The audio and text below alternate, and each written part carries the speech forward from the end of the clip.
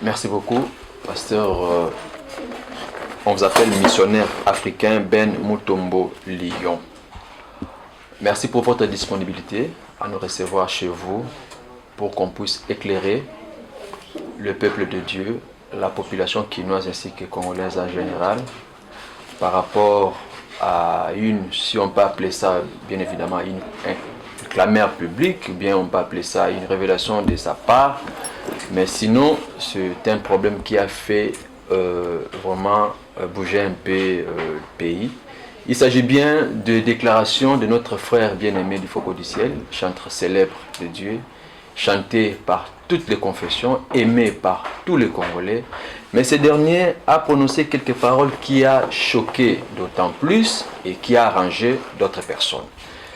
Voilà la raison pour laquelle nous sommes venus recourir à votre sagesse pour puiser de la matière. La première question. Soutenez-vous les propos de notre frère Lifoko du Ciel qui a dit qu'il aime Branham plus que Jésus?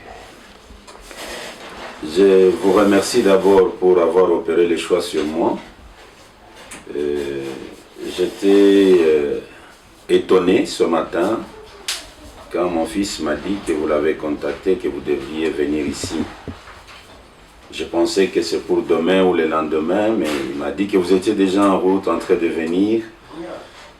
J'étais étonné et je comprends que la chose préoccupe le peuple. C'est pourquoi, en tant que des journalistes, vous devez faire ce que vous venez de faire. Je vous remercie également. Merci. La première question de savoir si je soutenais les propos de pasteur Lifoko du Ciel, le grand chantre de la République démocratique du Congo ainsi que Congo-Brazzaville. Je soutiens ça, j'allais même dire à 200%, mais à 100%, je soutiens. Pourquoi? Je soutiens ça parce que c'est ça la plus grande maladie dans les domaines de la religion. Le peuple de toutes les générations et de toutes les époques, il préfère croire le passé que le présent.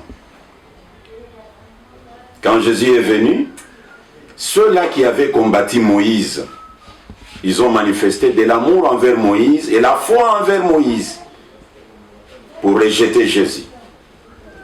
Ça, c'est la maladie des religieux. Dans votre époque, vous devez reconnaître ce que Dieu a accompli, croire ce que Dieu a fait, reconnaître ce que Dieu a fait. Voilà, vous avez la vie éternelle. Si vous pouvez me permettre, il faut qu'aussi il a fait cette déclaration, il se base sur le message, dit-on, de la fin, que plusieurs déclarent être des croyants du message, mais sans les savoir réellement. Si vous pouvez me permettre de lire même 2 écritures seulement, vous pouvez comprendre peut-être la base de sa déclaration. Je vais commencer avec la première écriture.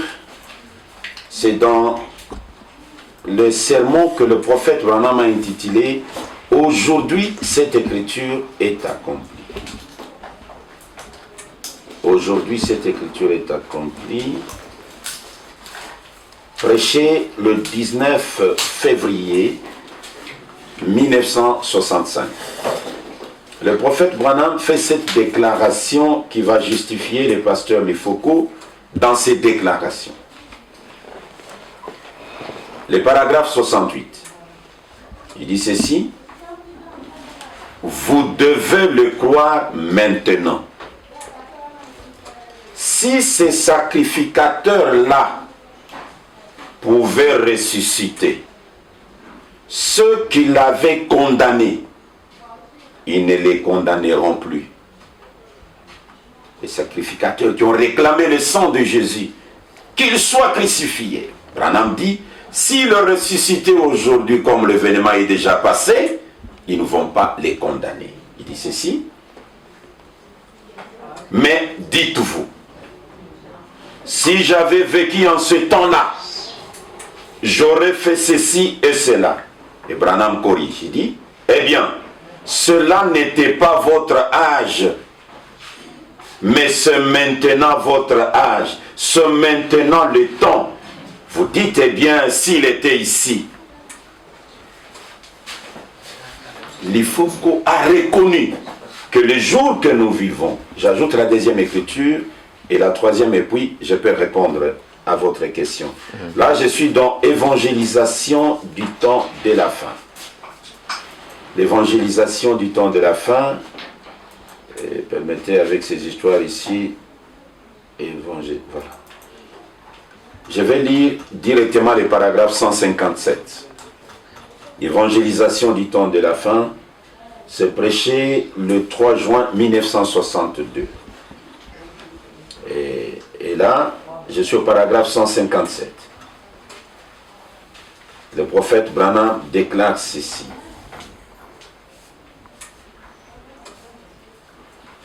C'étaient les conducteurs au jour de Noé, ceux qui ont embrouillé le peuple. C'étaient les conducteurs au jour de Noé. C'étaient les conducteurs au jour de Moïse, les Corées d'Adam.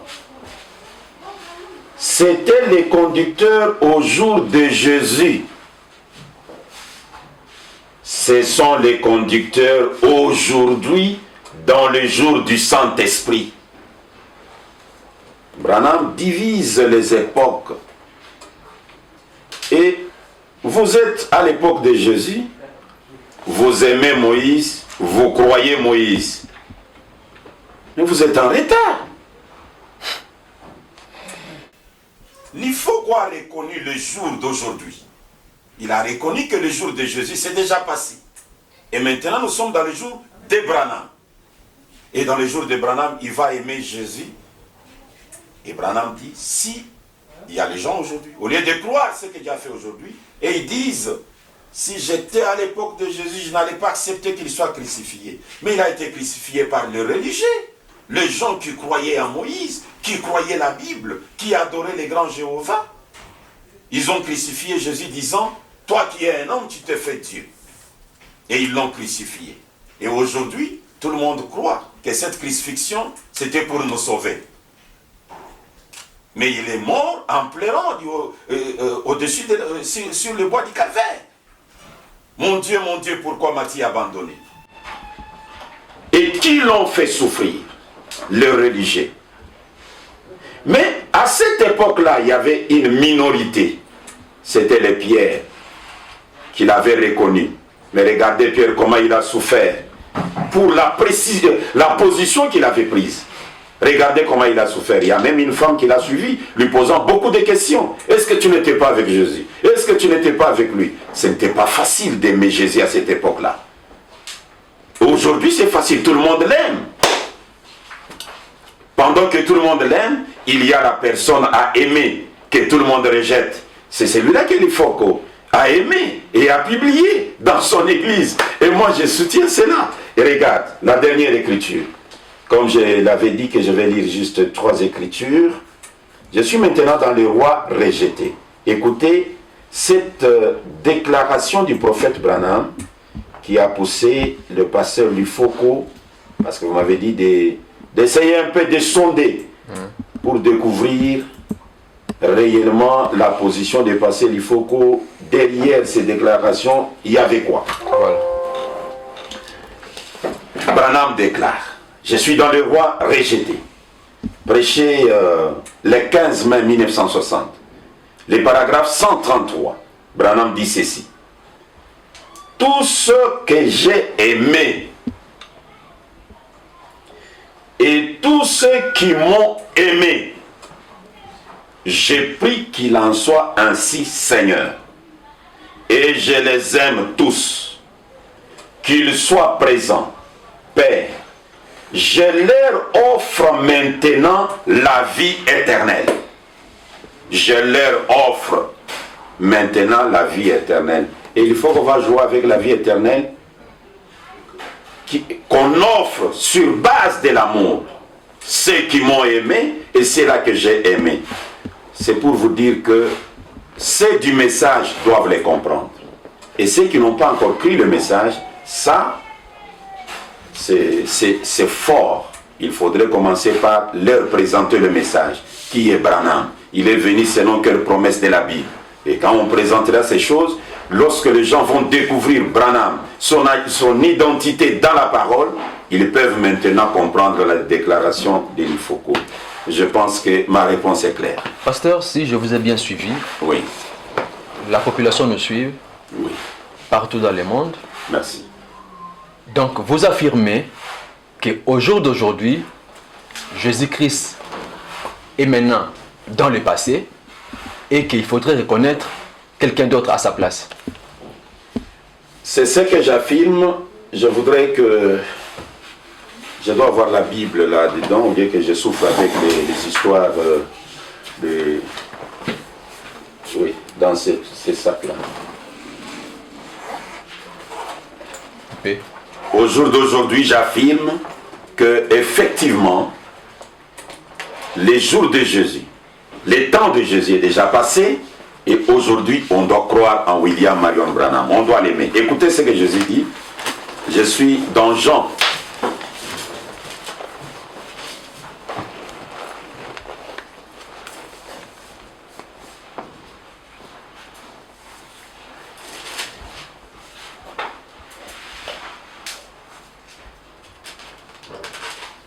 Jean au chapitre 9,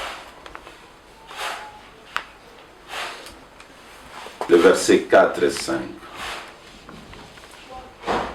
Il faut que je fasse, tandis qu'il est jour, les œuvres de celui qui m'a envoyé. La nuit vient où personne ne peut travailler. Pendant que je suis dans le monde, je suis la lumière du monde. Pendant que je suis dans le monde, je suis la lumière du monde. Ça, c'est Jésus qui parle. Et il ajoute, je suis dans Jean au chapitre 16. Depuis le verset 7. Cependant, je vous dis la vérité. Il vous est avantagé que je m'en aille. Car si je ne m'en vais pas, le consolateur ne viendra pas vers vous. Mais si je m'en vais, je vous l'enverrai. Et quand il sera venu, il convaincra le monde à ce qui concerne le péché, la justice, le jugement. En ce qui concerne le péché, parce qu'il ne croit pas en moi. La justice, parce que je m'en vais au Père et que vous ne me verrez plus.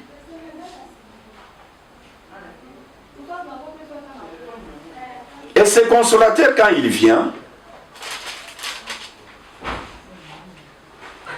je commence au verset 12, le même chapitre. J'ai encore beaucoup de choses à vous dire, mais vous ne pouvez pas les porter maintenant.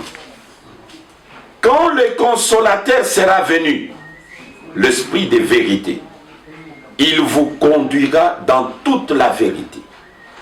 Car il ne parlera pas de lui-même, mais il dira tout ce qu'il aura entendu et il vous annoncera les choses à venir. Il, c'est un pronom personnel. Et Jésus dit, il vous est avantagé que je m'en aille. Et lorsque celui-là viendra, il va convaincre le monde à trois choses. Le péché, la justice et le jugement. Le péché, c'est parce que vous ne m'avez pas cru. Le jugement ou la justice, tel que je pars ici, vous ne me verrez plus. Maintenant, au lieu de faire des recherches pour retrouver les consolateurs, retrouver le remplaçant de Jésus, c'est lui qui est venu afin de conduire l'Église. Les gens font par tous les moyens pour aimer celui qui a dit « Je suis la lumière quand je suis dans le monde ». Alors qu'ils sont tous convaincus qu'il est déjà parti. Donc, aujourd'hui, ce n'est plus le jour de Jésus. J'ai été clair et direct, mais je sais que d'habitude, nous allons avec les gens petit à petit. Comment est-ce que nous allons avec eux? Jésus a promis, ce qui arriva du temps de l'autre, arrivera de même au jour du Fils de l'homme. Quand le Fils de l'homme viendra, trouveras-tu la foi sur la terre? Nous lisons ces choses et les gens nous posent des questions. Qui est le Fils de l'homme? On commence à rechercher jusqu'à ce qu'on amène la personne à voir que Branham est le Fils de l'homme. Mais là, la question du moment m'oblige de répondre de cette manière. C'est fort, Ok, merci beaucoup, pasteur. Là, vous venez de dire que non, vous croyez en Branham, il est Dieu. Pour vous, il était. Mais là-bas aux États-Unis, Branham a laissé les enfants. Mais ses propres enfants-là ne l'ont jamais cru comme étant Dieu. Et jusqu'au jour d'aujourd'hui, ils croient en Jésus-Christ. Comment pouvez-vous expliquer cela? Ça, vous avez la réponse juste avec le Seigneur Jésus que vous adorez.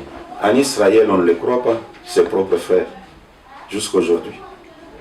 Mais il y a des églises dans toutes les nations qui adorent Jésus, mais allez en Israël, on ne les croit pas. Mais cela ne vous a pas empêché de croire en Jésus, parce que ses frères ne l'ont pas cru. Même dans la Bible, il est dit que beaucoup de gens ne le croyaient pas, surtout ceux de sa maison. Ils ne le croyaient pas. Et n'est-ce pas dans la Bible où il est écrit, nul n'est prophète chez lui? C'est simple. Mais cette révélation-là, Dieu vous a révélé que vous, pas d'autres personnes, c'est seulement vous. Écoutez Jésus comment il prie dans Matthieu chapitre 25. Ô Père, je te loue. Je peux dire cela. Matthieu chapitre 25.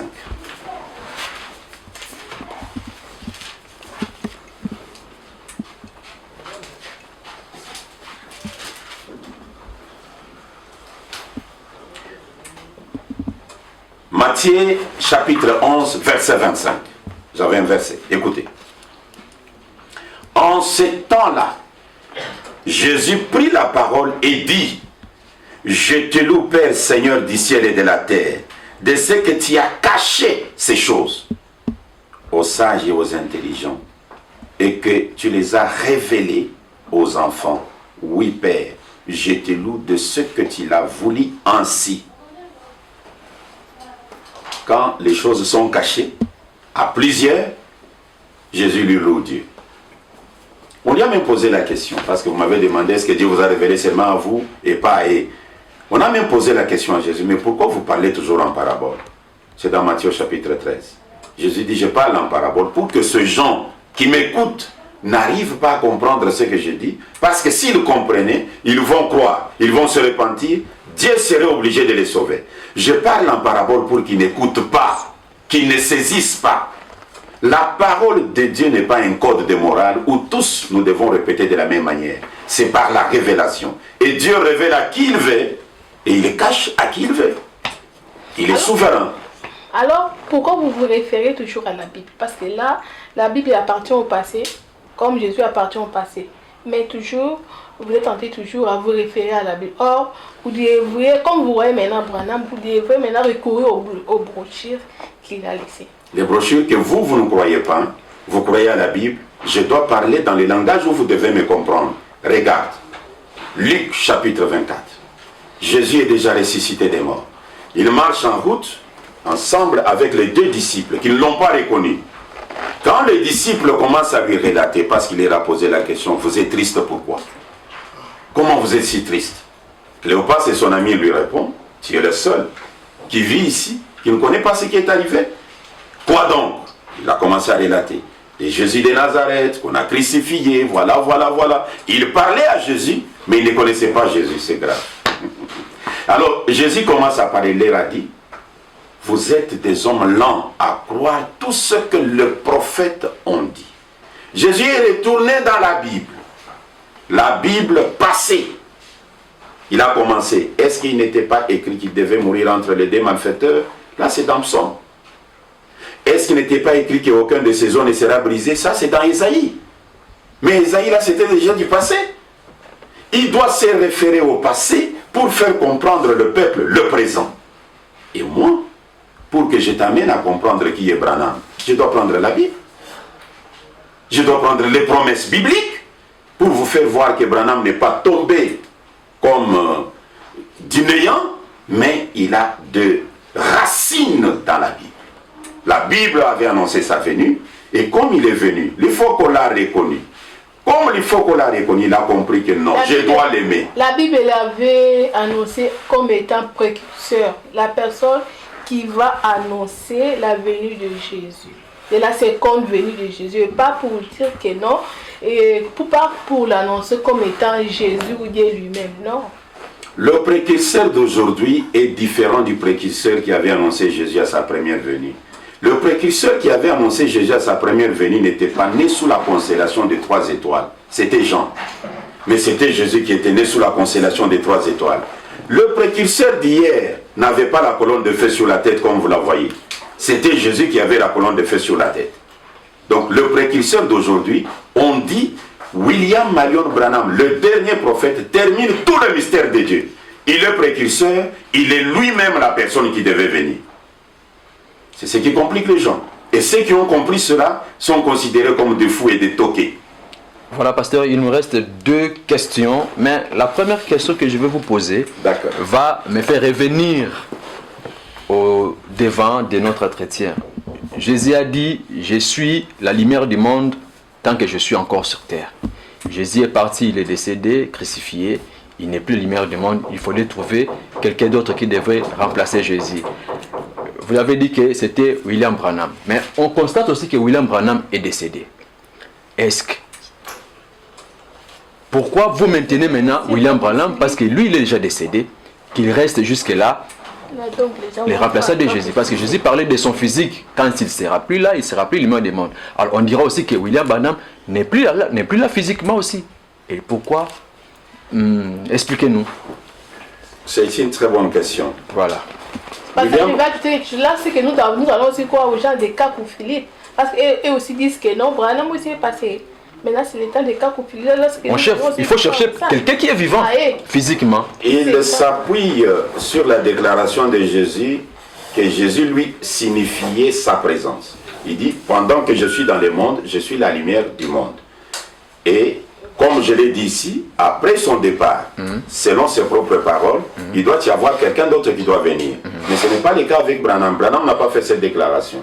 Branham lui dit, quand bien même je peux quitter le monde, je vais continuer à veiller sur la marche de l'épouse. C'est différent.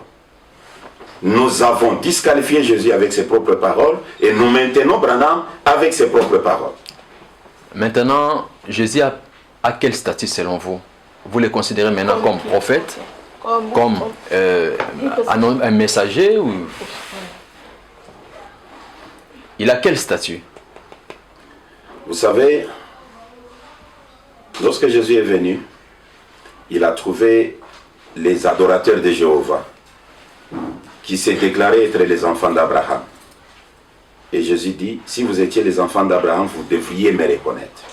Parce que votre père Abraham, quand il a vu mon jour, il a tressailli de joie. Et pourtant, Jésus n'était pas chez Abraham. Mais Abraham avait vu Dieu sous la forme humaine. Dans Genèse 18, Dieu était un homme chez Abraham. Alors Jésus leur faisait comprendre que la même divinité qui était dans la chair humaine chez Abraham, c'est la même divinité qui est dans cette chair humaine. Si vous êtes les enfants d'Abraham, vous devriez agir comme votre père Abraham. Et aujourd'hui, la même divinité qui était dans la chair d'un homme appelé Jésus, cette divinité est en William Marion Branham. Donc c'est pour vous dire que Dieu change de forme, il change de masque. Jésus c'était la forme de Dieu hier. Et aujourd'hui la forme de Dieu, elle est derrière moi et devant vous. Voilà la toute dernière question. Merci. Vous portez les mêmes messages du temps de la fin, mais pourquoi jusque-là êtes-vous en, comment on peut dire, êtes-vous à désaccord ou comment on peut dire ça, entre vous dans le message, il n'y a pas une cohérence, il n'y a pas un mariage des idées, mais vous portez tous les mêmes messages. D'autres contredisent, d'autres appuient. Est-ce qu'il y aura un moment où vous tous vous serez en accord parfait, ou vous tous vous serez, je ne sais pas comment expliquer. C'est la preuve que le message que nous portons est vrai. Regarde Jésus. Les disciples ont découvert qu'il aimait beaucoup Jean. Jean là c'est son petit frère. Et la Bible dit, le disciple que Jésus aimait beaucoup. Celui qui dormait même sur sa poitrine. Et les disciples lui posent la question, et celui-ci, qu'est-ce qu'il va lui arriver? Jésus répond, si je vais qu'il reste jusqu'à ce que je revienne, est-ce que cela vous regarde? Quand ils sont sortis de la réunion, tout le monde avait son interprétation. Jean ne mourra pas jusqu'au retour du Seigneur. Les autres disaient, non, non, il n'a pas dit ça. Chacun avait sa vision. Écoutez la question que Jésus pose ici. Je suis dans Matthieu au chapitre 16, le verset 13. Jésus étant arrivé dans les territoires de Césarée de Philippe, demanda à ses disciples, qui suis-je au dire des hommes, moi le Fils de l'homme? Ils répondirent, les uns disent que tu es Jean-Baptiste, les autres Élie, les autres Jérémie ou l'un des prophètes. Là, c'est dans l'église de Jésus, il pose la question. Chacun avait sa vision. La parole, comme je venais de le dire tout à l'heure, ce n'est pas un code de morale où je dois comprendre de la même manière que vous. Quand Dieu parle, il cache aux uns et il révèle aux autres. Vous, vous avez votre vision, moi j'ai ma vision, mais le prédestiné finiront par avoir la même vision. Voilà, pasteur. Question des temps. Voilà, nous sommes presque à la fin de notre entretien, mais nous ne terminerons pas cet entretien sans pour autant vous donner 1 minute à pouvoir s'adresser à ceux-là qui sont dans l'incertitude, si on peut appeler ça bien évidemment, qui sont dans les compréhensions du propos de notre frère Lifoko Dissel. Adressez-vous à ces genres de personnes qui vous suivent maintenant. Mais mes chers bien-aimés frères et sœurs à travers le monde et plus précisément dans la ville de Kinshasa, ne crucifions pas le pasteur Lifoko pour vous du message. Je viens de lire les Écritures. Vous avez écouté Branham qui dit, ceux qui m'ont aimé et ceux-là que j'ai aimé, je leur offre la vie éternelle. Vous du message, ne les critiquez pas. Vous qui êtes encore dans la Bible, comprenez que Lifoko a marqué un pas. Il a reçu le message du temps de la fin. Il n'a pas fait semblant de le croire. Il croit le message du temps de la fin. Et en le croyant, il doit aimer le messager. Parce que c'est en aimant le messager qu'on a le billet du ciel. Et à la chaîne qui s'est déplacée jusque chez moi, sans être invité, c'est une considération pour moi. Je vous remercie. Et que Dieu bénisse cette chaîne PES TV. Que Dieu bénisse la chaîne, le propriétaire et tout son personnel. Que Dieu vous bénisse. Merci beaucoup. Merci.